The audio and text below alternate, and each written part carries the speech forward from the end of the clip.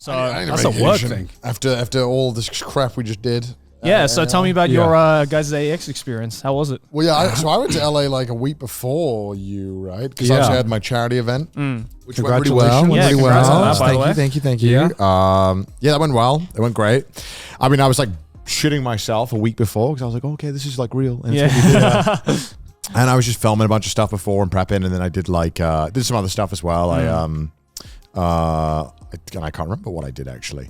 I did I went to Disneyland as well. How was that? That was interesting. So we had the like the super VIP tour.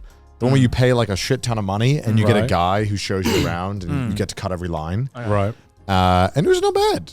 Yeah. I mean, Disney's not bad if you can skip every line. Was it worth? Wow. I mean, I didn't pay. Then yes, I guess for you. For me, that was great. If you don't pay for your ticket, how much did the the ticket cost? I think a normal Disneyland ticket's like $150. Wait, normal ones. A normal ticket. So how much was the VIP? How much was the I think VIP? the VIP is a few $1,000s. Sheesh. But you can, I think the benefit is that you can take as many people as you want on this tour. But everyone has to pay for their ticket still. Right. But so you could take like a group of 30 and everyone gets the privilege of cutting the line. Right. And I think a lot of... Well, if you have a lot of money, I'm sure you can enjoy Disneyland. Who knew? Well, I think the idea is that you normally split it between like 10 of you. Yeah. So it's like an extra, and obviously you have to be wealthy as well. Which because I mean, you also have to be just wealthy in general to go to Disneyland. Yeah, it's like those people in Japanese Disneyland where you can do weddings. Yeah. At Japanese Disneyland, and I heard from a friend because she knew someone who did a wedding at Disneyland. Yeah. Dude, like minimum, it's like $400K. Yeah, I believe that. Yeah. Yeah. Wait, so 400,000 yen? You mean $400,000. what? Yeah. Well, wait. No way. I don't know how real that is. It's like including everything, like the catering and everything, but like you basically rent out Disneyland for the day. That seems too cheap though for Disney. Yeah, that seems too cheap. I don't know. That's like a Mr. Beast video. You know? I'm like, there you go, Jimmy. I just gave you a new idea. Okay, Yeah, I can't imagine paying that amount Like of money I for a remember wedding. when Aki went to Disneyland a few weeks ago, she saw like another couple getting married at Disneyland because So they must not have rented it out then, right? Yeah. Well, yeah, but like you rent out the actual castle, like the Disney castle, because that's where they do everything. Okay, 400K. And that's like way too much. And they would still. like bring in, they would bring you in on like horse and carriage. There'd be like an orchestra waiting for you, like, to bring you in. And, it's all open to the public, right? Until the inside of the castle. And this couple walks out. And from the video that Aki took, I was just like, that looks like a very wealthy couple. Like, when you can just tell from the looks, it's just like, they're probably super rich. Like, immediately I was like, yeah, I can see why you're doing this. Because or maybe it's all a facade. Maybe it's all a facade and they're all incredibly in debt right now. Who knows? I streamed the whole time because I was showing Mouse around because Mouse wanted to go. I don't care about Disney, but I was showing Mouse around and everyone was like, oh, because in Japan people were like, is it okay to film there? Because in Japan you can't film or do anything in the Disney. And I was like, yeah, if you pay to win, baby. You pay, you can stream the whole goddamn thing. Yeah. And they were like, they would let me go on the rides with the phone. They would let me do everything. And I was like, it's crazy how it's, even though it's not technically the same company because they lease out the license. Yeah. But it's like, it's crazy how you just have the exact same thing in two different countries and wholly different rules. Oh, yeah, absolutely. You can't do shit in the Japan one, which is fine because I don't want to go there anyway. But it was fun. It was interesting. I had to go and I guess because they scheduled me to go and meet all the characters, and that was painful. That was tough.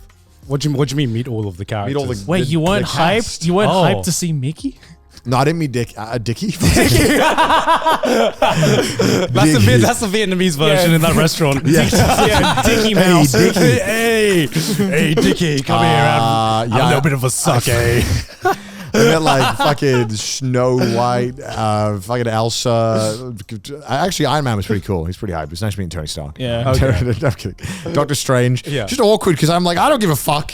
I don't want to pretend like I care that you're pretending that you're this character. That's the British in you. Yeah, I couldn't do it, man. And I was dying of cringe. Yeah, it's just like one thing I've always realized is that, some people are very much into like the whole immersion. So into it. And just getting into the role. And I'm like, is this a British thing or is this a me thing? And I feel like that's part of the reason why I have such a hard time, let's say, getting into the idea of something like D&D, which to be fair, I very much did enjoy the whole aspect of D&D, but but I feel like some people will like get into their role. Yeah. I like it now. It's growing on me. I had the same mindset initially. I was like, Yeah. it's cringe that you're pretending to be a character that you're not in front of all your friends. But Yeah. I'm like, no, it's actually fun as fuck. Yeah. It's great. But like, I could never do that in like Disneyland or something like that. Hell you know? no. Yeah, it was tough. But the rides were good and the food was okay. Better than the one in Japan, I thought. I genuinely, that's my hot take, I guess. Yeah. Not that I care, 'cause I'm not a What a Disney. hot take. I'm not a Disney adult. I fucking hate those. Disney those, adult. People talk about it on YouTube all the time. Like, I can't watch this. Yes. So that was interesting. That was fun. Yeah. Got my steps in there. Yeah, 22,000 nice. steps. Well, this is in. why you're having steps in, because Well, you're yeah, going yeah. places. Yeah. Of Doing course, you're gonna have things. steps in at an anime convention. That's the only time weebs actually walk True. places, man. Meanwhile, in Japan, you're not going anywhere. You're just in your room. Yeah. Yeah, and then we had. So then I was like, after that Disney thing, I was like, literally like, it was like 2 days before the auction. So Yeah. we get set up the day before in the hotel. Everyone's coming in, and then it feels like really real and weird because you're like, oh, there's like 40 people here, all Yeah. to help do my thing. And then it's weird because then I guess like this is my first time experiencing kind of being like the guy. I don't know how else to describe host? it. Yeah, I'm kind him. of being like when there's a question about like creative, everyone's like Yeah. kind of waiting on you Yeah. to give your input, and it's kind of like The you know. director. Well, Yeah. yeah, because I'm just a guy who does stuff in his room, and here are like 30 very professional people who've been working in this industry for a while and doing this kind of stuff, and they're waiting on my input, and it feels very odd. But it's also very satisfying to work in that environment and kind of do more kind of stuff like that. Yeah. So like the day before, I was like just shitting myself because I was like, I don't know what's going to happen. Like, but I probably should preface, it's a charity auction event that I did on Twitch, in case no one knows. You all know what it is. Yeah. But I'm just saying because you didn't. The day before we had like rehearsals, and that's where I was like, oh God, I was shitting myself. Because like, you know how rehearsals are. If you've ever done them, it's like, you can't like. I guess you could give it your all, but it just doesn't feel the same. And you're trying to make sure that it feels as close to what's happening. You're but definitely operating at like 50%. Yeah. you're kind of like you're trying to perform, and then everyone's kind of like, and you're not actually like trying to be funny or anything, but then it does feel weird when you're like trying to do the thing, and everyone's just like, okay, that looks good, but like no one's kind of interacting. Yeah. Yeah. And then we're like running through the show, and there's so much stuff to keep track of, and it's all like on the fly. And so I'm like, holy fuck, this is a lot of stuff that I got to try to stay on top of while I'm up there Yeah. for 5 hours. And so just go to bed. I'm shitting myself. But like, I Did you get a slept good pretty night's well. sleep? I did actually. Yeah, I did get okay. like 6 hours of sleep, which I think is pretty good because I think for normally this kind of stuff, I'd get like 2. Yeah. If I get nervous for something, I'm like, like I think the cycler thought I was more nervous. Well, not nervous. Sorry, I slept worse for. Right. And then on the day, it felt so real, and I was shitting myself. Right. So I was like, okay, I got to perform. And then we had like, because I sold tickets. I sold 20 tickets for VIPs to buy for $2,000 each. Yeah. Which I was kind of Average worried trip about. to Disneyland. Yeah, literally average Disney adult spending. But the whole catch is that like, okay, the whole catch, I guess the whole benefit is that the $2,000 goes to charity. You can use that $2,000 to bid on things. And then also you get to come and arrive earlier, and you get to have like a VIP lunch with all the other people and me, and we all had a lunch together for like 2 hours, and we took photos, and they all got photos. And it was fun. Everyone was super nice, and the food was great, although I was too nervous to eat anything. Because you know how it is when you get really nervous, you're like, I can't. Yeah. So I was just living on Gatorade and chocolate just to get ready. The average streamer diet. Because I was just like, I just need energy, and I can't eat a meal. Do you know what I find perfect for those occasions? What? It's the Japanese energy gel packs. Oh my God. I Every fucking hate these things. shoot, I bring one because I I'm hate it. like, this is it. This is the time that they are useful. They are so fucking good. Any other meal? Dr. Jelly sorry, would be proud. Yeah. Any other shoot, I'm like, bring in the 3-course meal. Let's not start till I've eaten a full buffet. Like, let's chill out. Let's not, because I'm not that as invested, right? Well, I mean, I do care, but obviously, you've done it before, so you're like, I'm not nervous. Like 95% of shoots that we do, I am not nervous about. Like I'm just like, I know what to do, I know how to do it. But this one, I was like shitting myself. Yeah. Were you nervous? Like, did you have that same feeling when we did the first America tour show? Yeah. Oh, okay. Yeah. It's kind of like a I bit. get that feeling. Yeah. Maybe like honestly, like a bit more because it was like at least on the show. Yeah, that's. Yeah, I have you guys there, Yeah. right? And like on this one, it's like, oh, if I fuck up, it's all me, and if something goes wrong, it's all on me. Yeah. I'm the one up there. Like, Yeah. there's no one I can bounce off of. There's nothing I can do. So it was just kind of like, all right, we're going into it, and like I knew the structure of the show, and I knew what beats to kind of hit, but still on the day there's gonna be so much happening, and there was no way we could rehearse the whole thing, and like literally. 1 hour before, so I really start fucking shitting myself. And then I see them on the starting soon screen, and people are still asking me for stuff, and then everyone's turning up, like you're turning up, and all the other content creators are turning up, and I'm like, is this person here? They got to be here because they're going up first, And then people were changing stuff because you know what content creators are like. Yeah. Someone's like, hey, can I go on earlier? And then someone's like, hey, I'm not turning up, and I'm like, okay, shit, fuck, I'm trying to stay on top of all of this. Yeah. But yeah, the show started. I was definitely nervous the first 10, 15 minutes, and then kind of went into it, and it went pretty well, I think. I think it went pretty well. I think it went more than pretty well. Thank you. I appreciate it. I definitely got into the flow. You just fucking killed it, Connor. I'm just going to say. I was there, so, you know. He can't say it himself, so he needs someone else to say it. Yeah. I you know, as a person, when you do this stuff, you never want to think like, if you think like I killed it or like I did the best I could have ever done, you're like, there's no room. Then you can't improve. Yeah, because I like to think that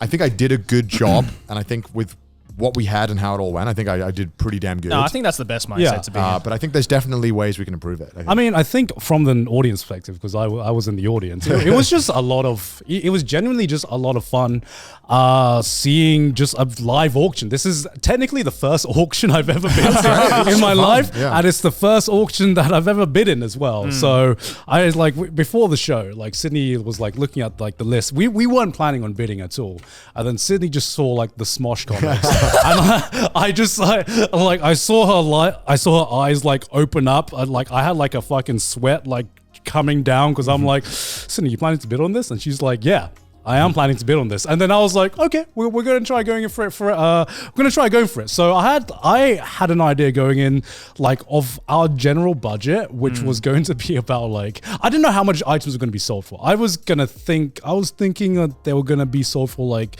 1,000, 2,000. Did you have like a idea how much items would be sold for? I thought stuff would roughly go in the 3 to 5 range, which it kind of on average did. Yeah. And then the big stuff went for quite a lot more. Yeah. I expected like the big stuff to go for quite a lot. So I was like, okay, let's take a mental budget. Sydney was just like so trigger happy on the day because it was like such a good vibe. She was like, should I bid on this? And I'm like, no.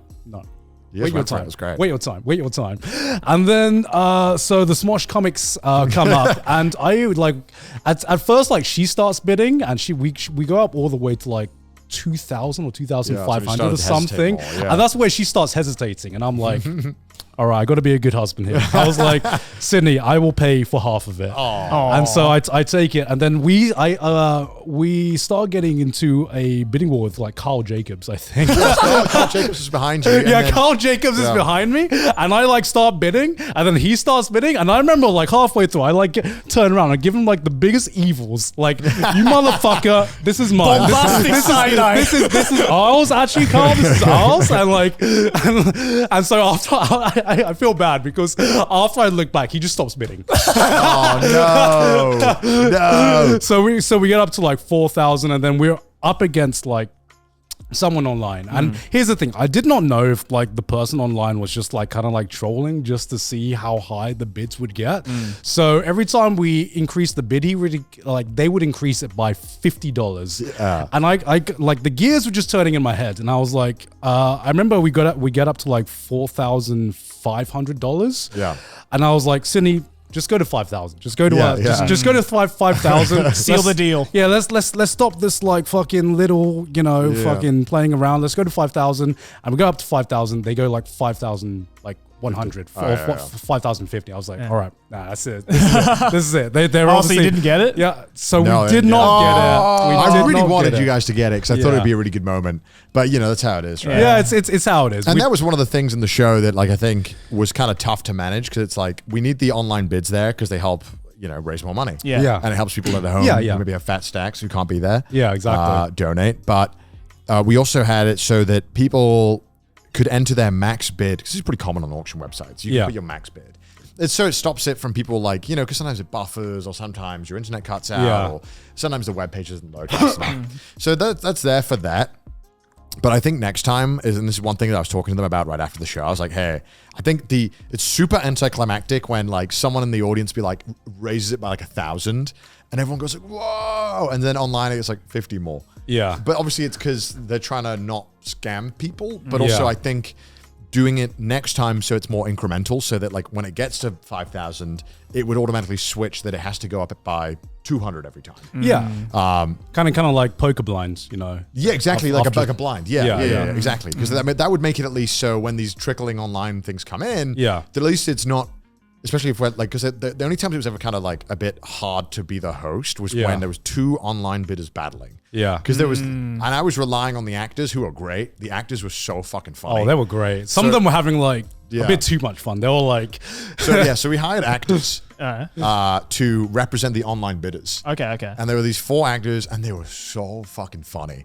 And I later heard after the show that they were all like joking because I think Point Crow and Stans and that were sitting behind them, and they were all joking, being like, "Nah, my guy, he's fucking rich. They were like fucking each other. And they were like bantering the whole time, and then whenever there was a bid, they would be like, "No, 5,000." It was so fun. It was such a good idea to have. Great. Because that was originally I was like, oh, okay, yeah, I guess that could work. When they pitched the idea to me, I was like, that's interesting, and I'm so glad that they convinced me to do it because it was such a good idea. It was such a good fucking move to make the online bids be interesting.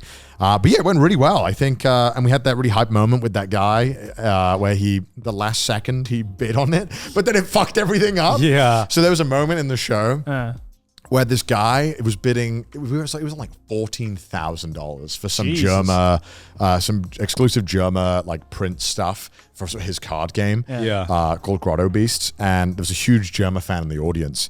And the way that it had to work is that the moment I would say, I think I would give the cue to the staff saying, all right, we're closing it out. And then I would do 3, 2, 1. Right. But obviously none of the people in the audience understood what that they don't know it's a cue. But I'm cueing to the staff that I'm close the online bids. So they'd close the auction for this item as I was doing the 3, 2, 1. And then this guy in the audience goes, all right, this. Because I thought it was a gavel. I thought it was a knocking on the gavel. It's kind of tough because I think they needed to close the online bids before I started the gavel, because otherwise it could theoretically come in on 3 and they wouldn't be able to relay that information to me. Fast enough, right? So they would close it. So it was kind of thing, but I'm sure we can think of a better way of doing it next time. So then he said like 15,000 and everyone lost their mind. It was great. But right before I hit it, and then we were like, okay, you got it. But then it turned out they closed it and actually let the guy before win. And then we had to, they asked the guy online, they were like, hey, do you want to bid over 15? And he said no. So the guy did get it in the end. It was super great. It was a good moment. I'm glad it panned out that way. It was super hype. It was a fun moment. That was a really fun moment. That was fucking great. Moment. And then Chris finally sold his big mouth. I saw that. Which is so fucking funny because Chris is like, I'm so happy to give this away. It's like that he's been looking for a reason to get rid of it. I can't wait to have him on. Because we'll have him on soon. And I can't wait to ask him about. I actually wanted auctioned off our gift to him. I actually wanted to win it so I could give it back. I wanted the person to win it to give it back. Because I thought it'd be so funny that Chris couldn't escape this. I think I sold for like $8,000. Oh, nice. People already wanted that. And it was great. It was just such a good show. And at the end of it, it was like, oh man, I was so emotional. It was so hard not to like tear up because it was just like you have all these pent up emotions and then you're just like trying not to cry, but I couldn't help myself. So I was like, fuck. There's so much work went into it. Yeah, man. And it went really well. And I would like to do it again. I think it'd be fun to do it again. So we'll see if we can. Yeah. So yeah, I mean that was just great, and that was like for me that was like the main part of the trip. Yeah. And I was like, oh shit, I got to do AX right after. Fuck.